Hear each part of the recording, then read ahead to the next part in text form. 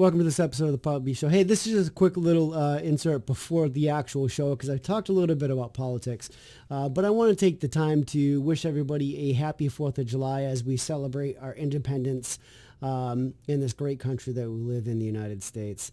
We wouldn't be where we're at if, the Revolutionary War didn't take place. The Declaration of Independence was the first formal statement by a nation's people asserting their right to choose their own government. Which I hold dear to my heart. I used to love history when I was growing up. Before the Declaration of Independence, when you talk about someone like John Adams, they were considered radical. Not everybody wanted to declare the independence from Great Britain, but as the Revolutionary War started to take place, that radical idea didn't seem so bad anymore.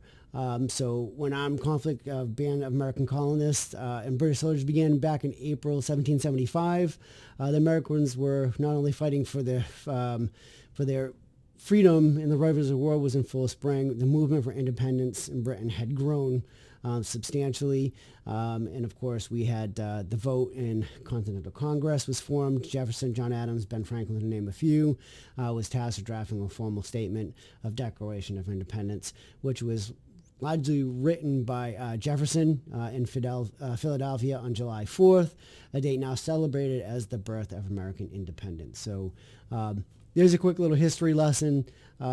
Be safe out there. Enjoy your 4th of July. Enjoy your fireworks. Make sure if you're drinking, have a designated driver, or just don't drink and drive. And if you do drink responsibly. All right. Thank you for watching this episode of the Poppa B Show. Stay tuned for the actual program to kick in. Thank you. Welcome to this episode of the Poppa B Show. Got some fancy new lights behind me. Haven't done a show in a hot minute. Like I said, a hot minute's the loaded word. It's hot in this garage. So, all right, I'm just going to get into it. I want to talk a little bit about politics because we've kind of moved beyond the ex-president, right?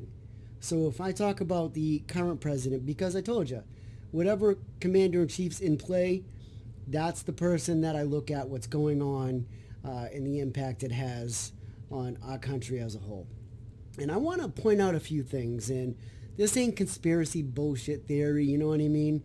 So let's talk about their initiative, right? The Going Green initiative, greenhouse gases effect, all that stuff that all the president candidates will put out there in their parties. But his focus was on going electric vehicle and the impacts gas has, the no fracking, yada, yada, yada, which we already know the no fracking was BS. But it was a going greener initiative, which means going more towards electric vehicles. Hell yeah, I'm all for that. Just make them more cost efficient. Let's not pay out the nose for them. But here's the funny thing, right? Yeah, we all want to go greener. We want this world to last for many, many generations to come. I'll be well past my time. My grandkids will be well past their time. We want this world to be here forever, right? I mean, for, another millions of years as we're living in space and everywhere else. But the whole electric vehicle initiative and the impacts that are reliability on oil, even though we have one of the largest supplies of oil that's out there and in storage. So he becomes president, and his initiative to go with more electric cars. Isn't it funny that we had the pipeline hack? I know down here it was impossible to get gas, and it spread all over the United States when the pipe didn't feed the entire United States. But isn't it funny that several months into his presidency, after committing to go into electric vehicles, there happens to be a pipeline hack that causes a gas shortage? Come on, man. Put your hat on. Like old Dirty Joe would say, come on, man. Yeah, I find that a little funny. So I want to bring that up. And tell me what your president, my president, our president, has really done for the economy. Gas prices are through the goddamn roof, and you're going to hit me with it's cyclical. No, it's his constraints on the market and everything else, and where he's pushing the focus is causing a price drive. I'm not wrong. And I'm not going to get into the semantics, the details and all that, but I'm not wrong. All right, we're paying the price because of the president in place. That's a Facts. Um, so I want to talk about kind of our local politics for a second. Um, we've gone through a big change and a shift, and just watching some of the meetings that take place, the council meetings and all that, over the last year has become a joke. Like, it was almost, an embarrassment to say that I lived in this city based on the structure of the politics and such the discourse and separation. It was insane, and I'm embarrassed. I'm embarrassed to say that part of the party were to blame for this were part of the parties that, I side with, that I have the same views, but they're so far convoluted and so far from what they're supposed to be doing that somehow they lost sight of what we wanted them there for. And that's sad. And it's sickening. And then we have another mayor up for the win, new city manager, intern city manager. We got a lot of stuff going on here in our great city. But it was based on all this kindergarten type politics. And now we got to contend with all these changes. And I don't know where my options fall. Do I back somebody that I think that has, lost his way and his views? And yes, I say that some people have faults, like Trump had faults. So I'm not dismissing my guy based on his faults, but some of the things he did is just really outlandish and weird. So I get very confused of who do I want in the seat to represent, my city as mayor, when I want to make sure that this person's views aren't convoluted any longer. They've found their way. I just think that the politics involved to getting to the last election prior to that just made him do some radical changes. And now this person is possibility up for election, of course, for this current vacancy that exists. And I'm confused. Like, I'm trying to find every reason to support him. So that's why I say sometimes that just because I affiliate with a certain party doesn't mean that I won't believe in supporting a person from another party because it's better suited for the time, as long as my best interest is held as a citizen of the city. So it's just got me in just an odd spot. And that's it on politics. So I want to talk about a lot of change. Like, it's always about change. And I'm not going to talk about all the other stuff, these social media influencers or these other podcasters or kind of talk shows like this talk about. I want to talk about just how we've changed. Like, you ever drive by somebody? I know, look, y'all know I'm pressing. I'm talking about age. You used to drive by somebody, you'd actually wave. Now you see them on the wheel like this, like that. You get two fingers that come up off the wheel. It's like this, off the wheel. That's what's up. I'm like, oh, what's up? Make sure that I kind of fit in with the crowd. It's just a lot of things we do socially is so far separated from what we used to do a long time ago. I remember, obviously, when cell phones really started taking off, and then back then you had the flip phone, and you had I was really good at not even looking at the phone, just pressing buttons. I knew, 555, 333, just to get to certain letters.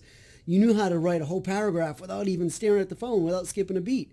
And it was safer. It wasn't safe back then, but it was safer than now trying to find the keyboard on your smartphone and then flip left and right. As ironic as it sounds, it was safer for the old flip phones because you could literally just not look and you knew where everything was. You didn't have to look down to look at the numbers to actually do it. Unless, of course, you didn't text often, which a lot of people my age back then didn't do. It was more so our kids, or my kids, that are now almost 30, and pretty much that's what they did. So that was their way. And I remember myself saying, I'd get these text messages, and I'd be like, call me. Pick up. I was still used to the pick up the phone and call. You didn't have to pick up the phone because that's still an old thing, like say, hello. Can't pick up your mouse and call. It's not going to make a call.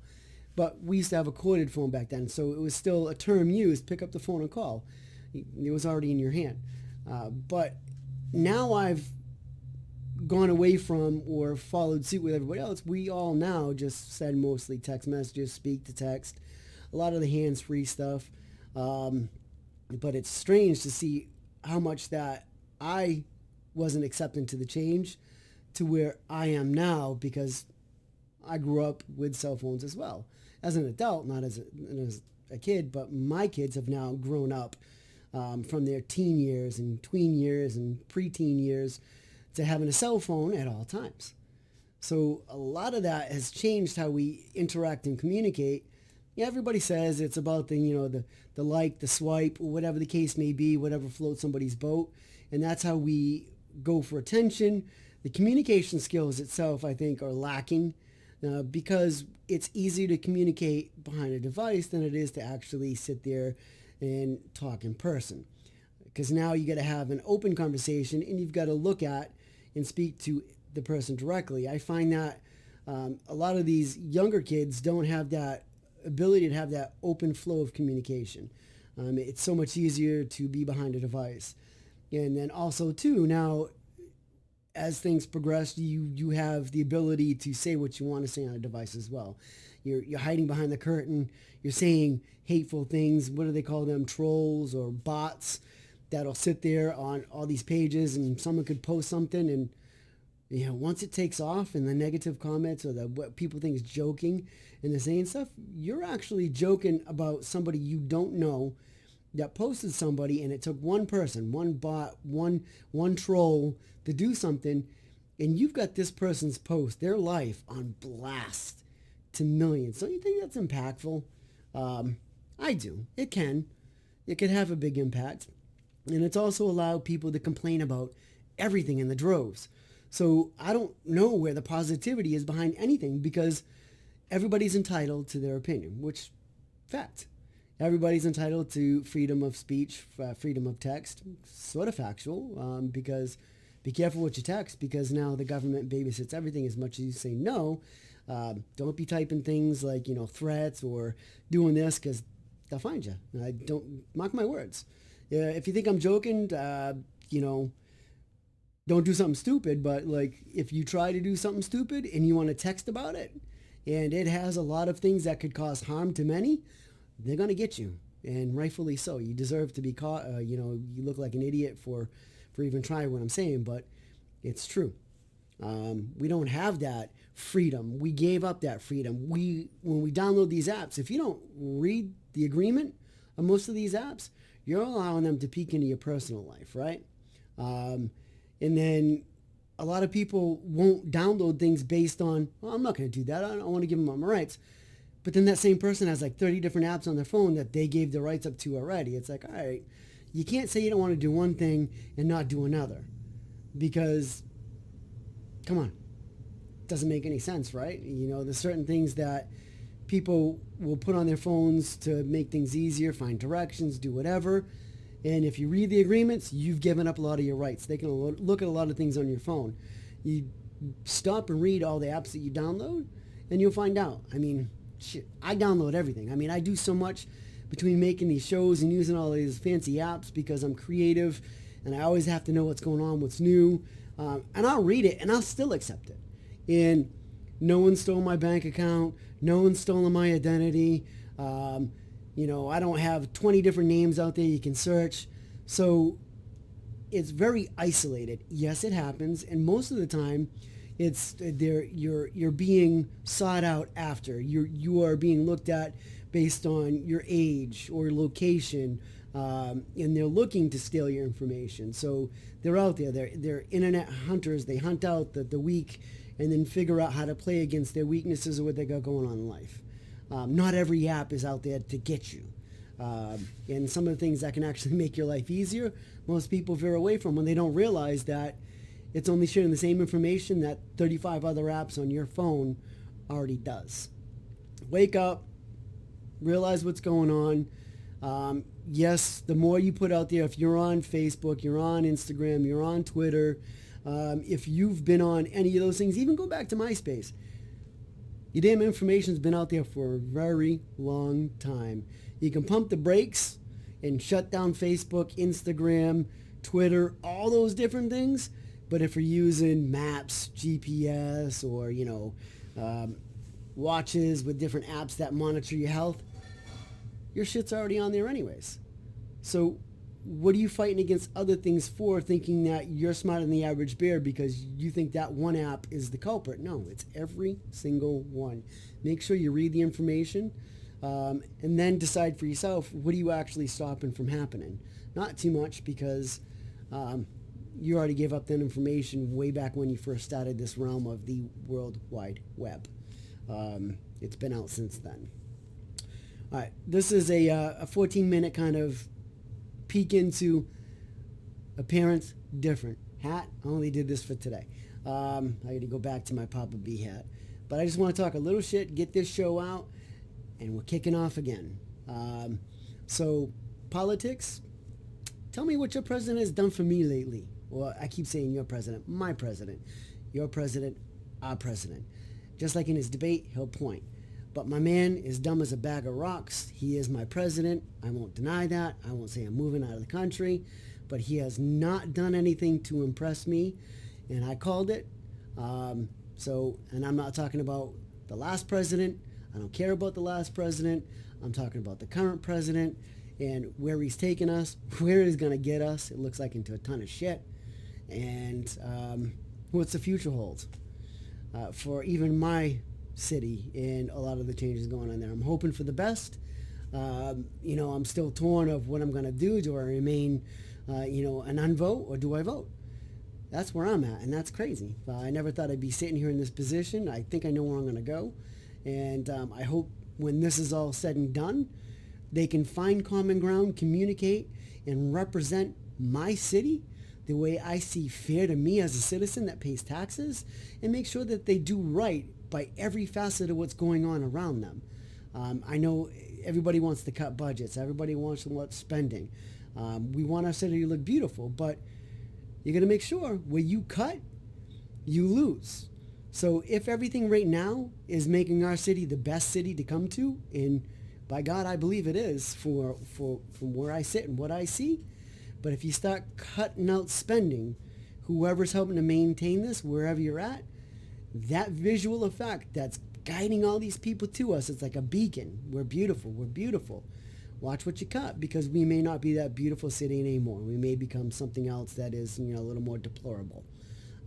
So if any of y'all are watching this, make sure, communicate. Hear the people.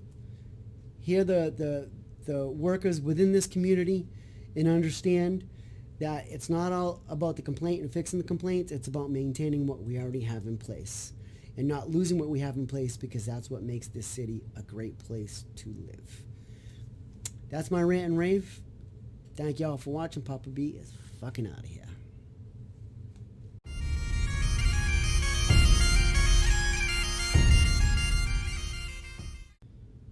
That's it. That was the Poppa B Show. As always, subscribe, hit that like button, and share with family and friends.